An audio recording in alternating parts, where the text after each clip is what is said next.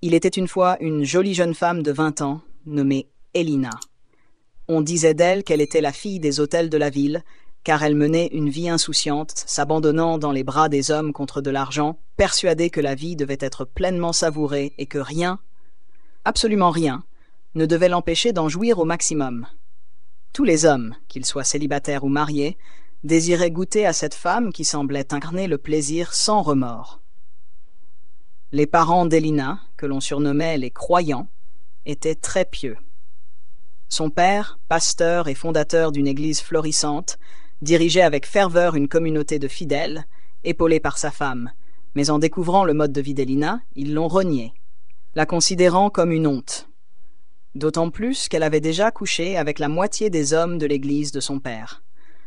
Ceux-là même qui n'hésitaient pas à lui offrir de l'argent ou des biens matériels en échange de ses faveurs.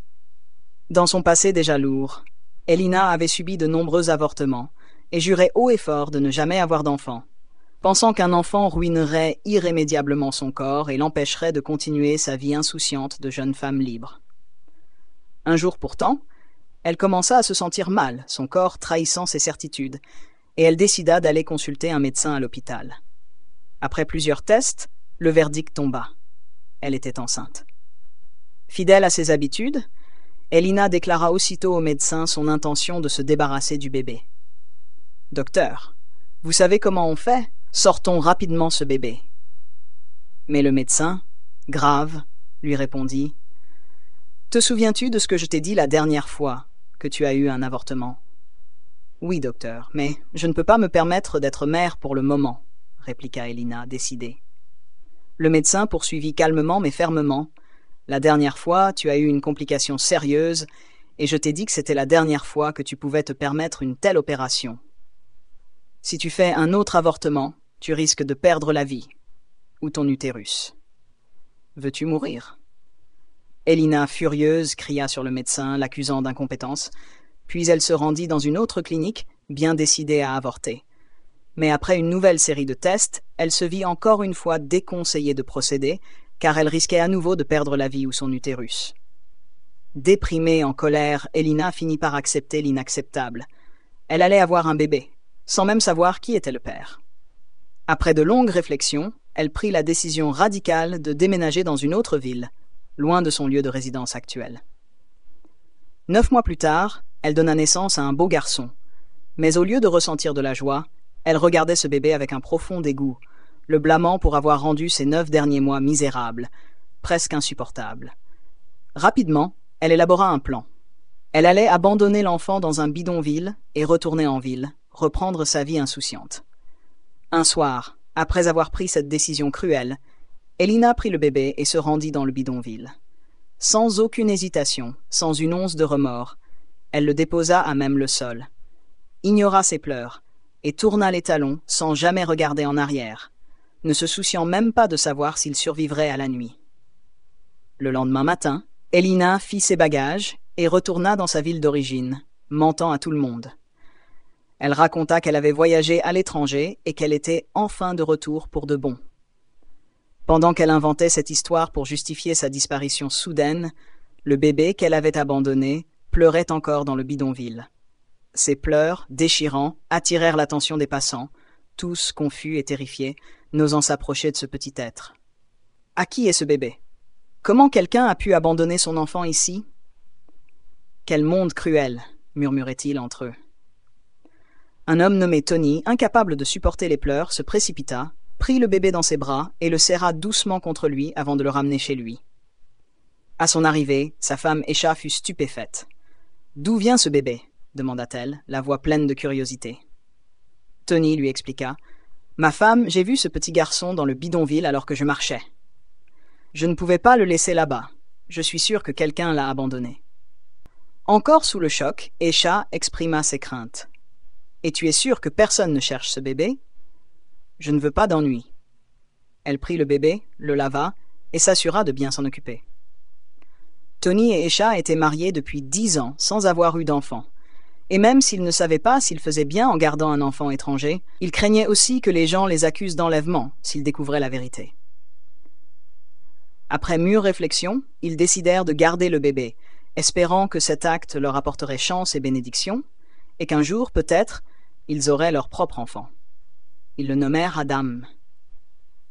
La nouvelle de ce mystérieux bébé se propagea dans toute la ville et les gens observaient de près Tony et Esha pour voir comment ils traitaient le garçon.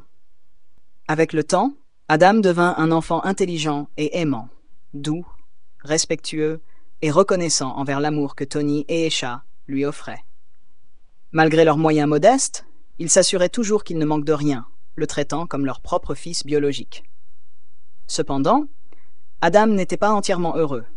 Souvent triste, il se sentait isolé, luttant avec la douleur invisible de la stigmatisation liée à ses origines. Un soir, alors qu'ils étaient tous réunis dans le salon, Tony, inquiet, remarqua le changement dans l'attitude d'Adam. « Mon garçon, qu'est-ce qui ne va pas? Je remarque que tu n'es plus aussi joyeux et joueur qu'avant. Tu souris à peine ces jours-ci. Est-ce que ta mère t'a grondé? » Adam baissa les yeux et répondit « Je suis triste, papa. Partout où je vais, ils m'appellent le bébé du bidonville. Ils ont même inventé une chanson pour se moquer de moi. Ils disent que c'est le démon du bidonville qui m'a donné naissance. » Tony le coupa aussitôt, la voix ferme mais douce. « Ne dis plus jamais ça. Tu es mon enfant, mon fils unique. Ne laisse personne te dire le contraire. Oublie tous les surnoms qu'on te donne dehors. Ce n'est pas toi. Tu es mon fils, et je t'aime énormément. » Malgré les paroles rassurantes de Tony, Adam continua à subir moqueries et intimidations à l'école. Ses camarades le raillaient, chantant des chansons cruelles et se moquant de ses origines. Bébé du bidonville, bébé du bidonville. Le fils unique du démon vendait leurs mots comme on vend des malédictions, et chaque phrase qu'il lançait bénissait paradoxalement Adam d'une douleur sourde. Il pleurait souvent et s'échappait parfois de la classe, fuyant les moqueries pour aller se cacher dans quelque coin silencieux où l'on pouvait encore entendre battre le cœur. Pendant qu'Adam combattait les humiliations, comme on brave une tempête sans fin, Elina, elle, poursuivait sa vie insouciante avec l'aveuglement d'une âme en fuite. Elle ne se souciait pas du destin de l'enfant qu'elle avait abandonné dans les rues du malheur, préférant courir après les mirages dorés de la richesse et les plaisirs fugaces, sans jamais considérer les cicatrices invisibles de ses actes passés. Un jour, alors qu'elle vaquait à ses affaires de luxe et de poudre scintillante, elle croisa la route d'un politicien riche et influent, un homme que l'on nommait sénateur Raymond, connu pour être l'idole des salons et le désir de toutes les femmes en quête d'un protecteur doré. Bien que le sénateur Raymond eût déjà 5 épouses et une réputation d'homme comblé, cela ne l'empêchait nullement de courir après chaque femme qui éveillait son respect ou ses désirs passagers. Elina, qui priait en silence depuis des années pour un tel miracle, espérait de tout cœur pouvoir capter un fragment de sa fortune et goûter à l'opulence dont elle rêvait chaque nuit. Peu à peu, il commença à lui parler, et sans surprise, elle rejoignit la longue file des concubines du sénateur Raymond, devenant une étoile de plus dans son ciel saturé de conquêtes. Elle nourrissait l'espoir qu'un jour elle deviendrait enfin l'une de ses épouses officielles et pourrait lui donner un enfant, l'ultime offrande pour l'enchaîner. Son niveau de vie s'éleva soudainement. Les rumeurs de sa réussite parcouraient les rues comme des vents puissants, car le sénateur ne manquait jamais de l'arroser de liasses brillantes. Pourtant, après plusieurs années de relations, l'homme refusa catégoriquement de l'épouser. Elina, qui vieillissait comme on s'effrite sous l'érosion du temps, devenait chaque jour plus désespérée. Elle voulait une stabilité qu'elle n'avait jamais connue et voyait en lui un billet d'or pour sauver ses jours futurs de la solitude. Mais malgré ses efforts acharnés, elle ne parvenait pas à enfanter. Elina sombrait lentement dans un abîme d'angoisse et de douleur. Son incapacité à concevoir un enfant la précipitait dans un puits d'ombre. Elle visita hôpitaux, cliniques, spécialistes renommés, mais en vain. Les portes restaient closes et les résultats toujours décevants. Peu à peu, une idée noire germa en elle, la conviction que Dieu la punissait pour les fautes de son passé, et dans un murmure tremblant, elle pria. « Ô Dieu, je sais que j'ai semé le chaos derrière moi, que j'ai commis des fautes irréparables, mais je t'en supplie, pardonne-moi et accorde-moi une seule faveur. Donne-moi un enfant du sénateur Raymond, afin que je devienne enfin sa femme. » Sa voix était pleine d'espoir et de larmes, un cri silencieux dans la nuit. Pendant qu'Elina courait d'un médecin à un autre pour rattraper le temps et sa fertilité égarée, Adam, de son côté, grandissait comme un chêne sous l'orage, affrontant les vents contraires avec une foi inébranlable. Il devint un élève brillant, battant les statistiques et rendant fiers ceux qui avaient choisi de le sauver. Il venait d'achever le lycée en tant que major de sa promotion et obtint une bourse pour étudier la discipline de son choix dans une grande université. Il ne savait pas exactement quel métier embrasser, mais il savait une chose. Il voulait devenir assez riche pour aider les enfants abandonnés et orphelins, car il se sentait privilégié d'avoir été sauvé par Tony et Etcha, ses parents de lumière. Un jour, après de longues réflexions, il confia à sa mère adoptive. « Maman, je pense que je veux être médecin. Je veux sauver des vies. Je crois que c'est une vocation qui m'habitera toute ma vie. » Etcha, ému, partagea immédiatement la nouvelle avec Tony, qui ne pouvait être plus fier de celui qu'il appelait désormais son fils sans hésitation, bien qu'aucun lien de sang ne les unisse. Adam leur avait apporté une joie immense, et il ne cessait de remercier le ciel pour ce cadeau tombé du destin. Quelques mois plus tard, le sort décida de jouer une carte inattendue. Le garçon qu'Elina avait jeté dans les bas-fonds du monde choisit d'intégrer une prestigieuse université située dans la même ville qu'Elina. Il savait que cet établissement formait les meilleurs médecins du pays, et il s'intégra rapidement, gravissant les marches de son destin avec détermination. 4 ans plus tard, malgré toutes les potions et les prières, la situation d'Elina empirait. Elle demeurait sans enfant, approchait de la ménopause, et le bonheur quittait son monde comme un navire fuyant une mer en perdition.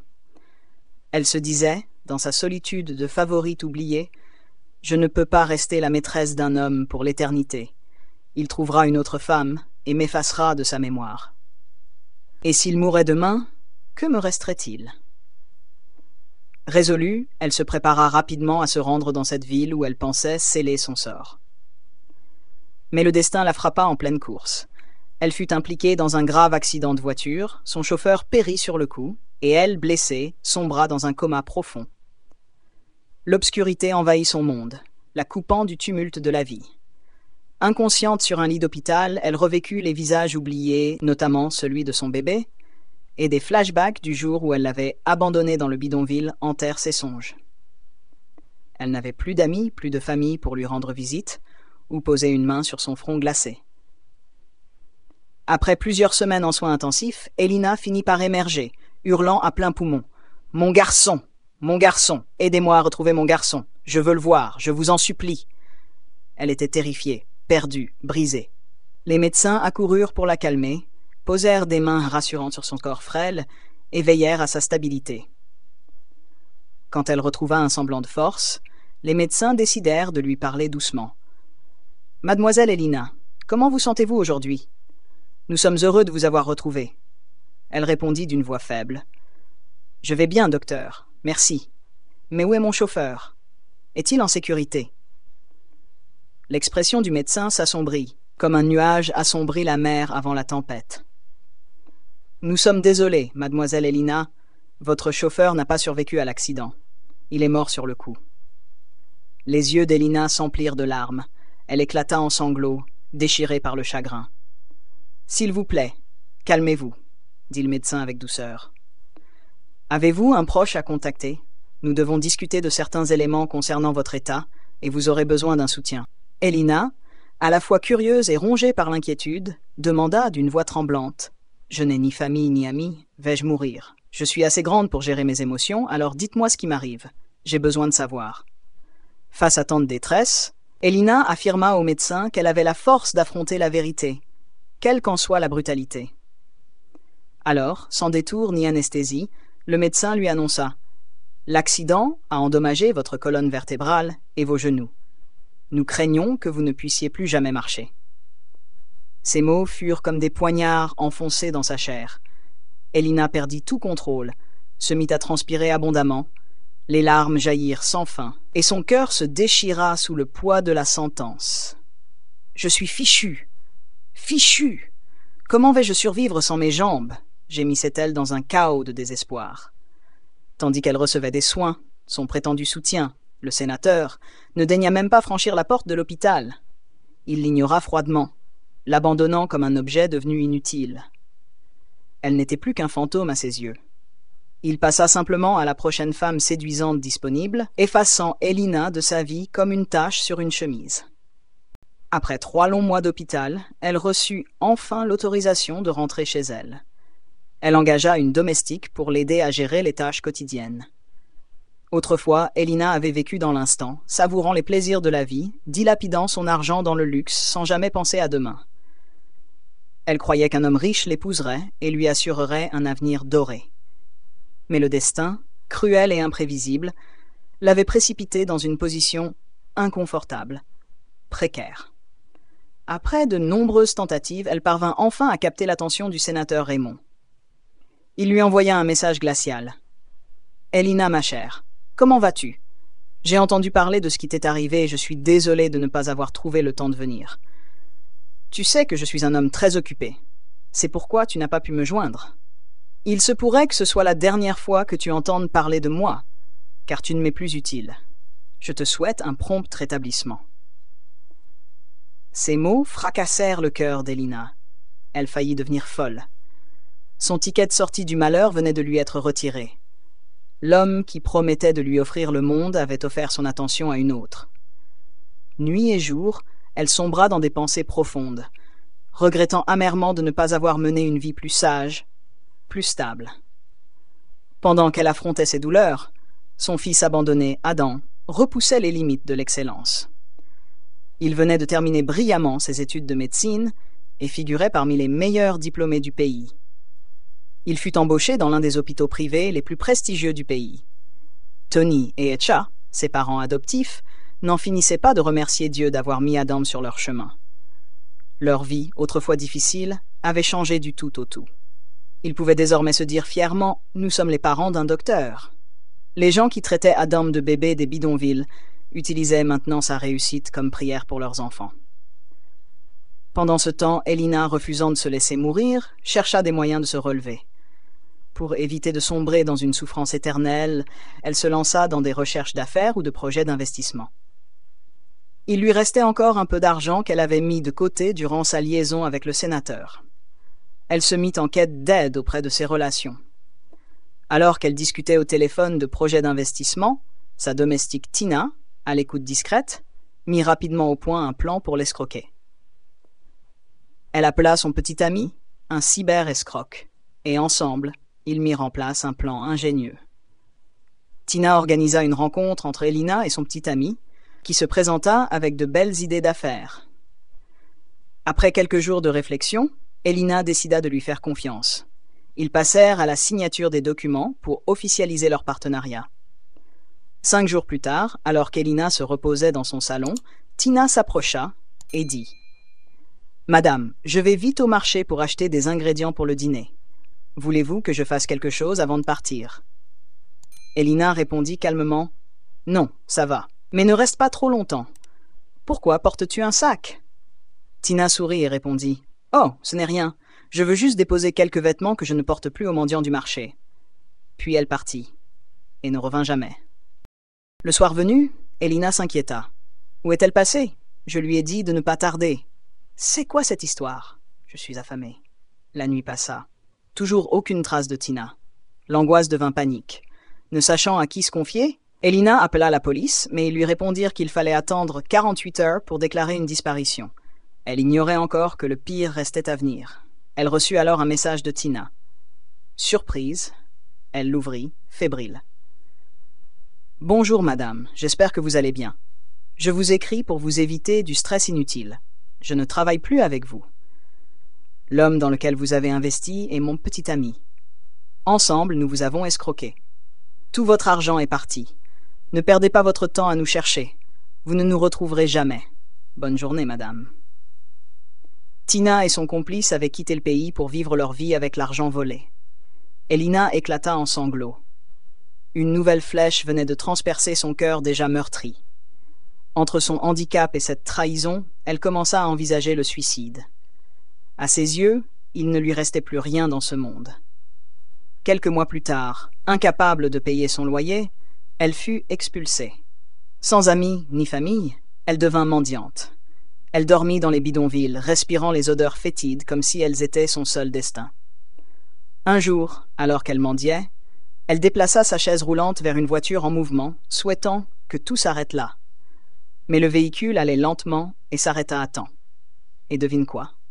L'homme au volant n'était autre que le garçon qu'elle avait abandonné des années plus tôt dans ces mêmes bidonvilles.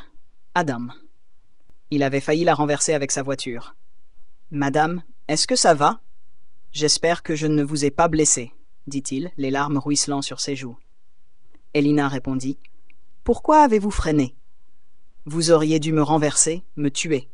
Ma vie n'a plus aucun sens, je veux juste mourir. » Pris de panique, il emmena Elina à l'hôpital pour qu'elle soit prise en charge sans délai. Pendant son repos, il ressassait la scène, cherchant 1000 raisons à ce geste tragique. Pourquoi Elina voulait-elle mourir? Et lui, que se serait-il passé s'il l'avait vraiment tuée ce jour-là? Il frissonnait. Lorsque la santé d'Elina s'améliora, il s'approcha et lui dit doucement « Madame, comment vous sentez-vous? Vous avez pu vous reposer, j'espère ?» Elina le rassura d'une voix faible. Elle allait un peu mieux et le remercia tendrement de s'être si bien occupé d'elle. Adam poursuivit. « Mais pourquoi, madame? Pourquoi vouloir mourir? Pourquoi croire que c'est la seule issue à votre douleur ?»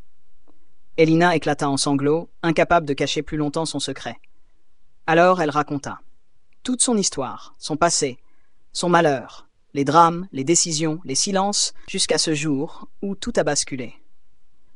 Adam, à mesure qu'elle parlait, sentait en lui une étrange vibration, un choc, une intuition brutale.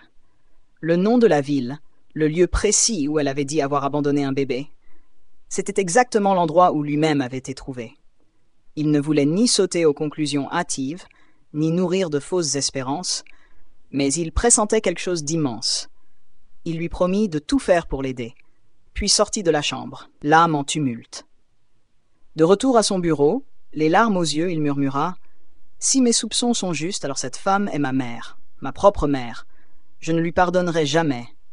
Jamais. » Il passa aussitôt à l'action.